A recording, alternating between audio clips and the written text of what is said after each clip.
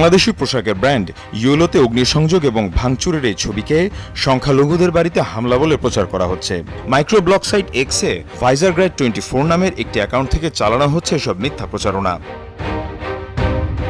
শুধু তাই নয়, 2023 সালে সোহরাওয়ার্দী উদ্যানে পাওয়া রবীন্দ্রনাথ ঠাকুরের এই ভাস্কর্যের ভাঙা অংশকে সাম্প্রতিক রাজনৈতিক সহিংসতা বলে প্রচার করা হয় ডক্টর সুষমা নামের একটি ভারতীয় অ্যাকাউন্ট থেকে। এমনকি নড়াইলে বাংলাদেশ ক্রিকেট দলের সাবেক অধিনায়ক মাশরাফির বাড়িতে অগ্নিসংযোগের ঘটনাকে আর এক ক্রিকেটার লিটন দাসের বাড়িতে হামলা বলে প্রচারণা চালায় হিন্দুত্ববাদী বিভিন্ন নেতা। ফেসবুক, এক্স কিংবা ইউটিউবই নয়, মূলধারার বিভিন্ন গণমাধ্যমে চলছে বাংলাদেশ বিরোধী প্রচারণা।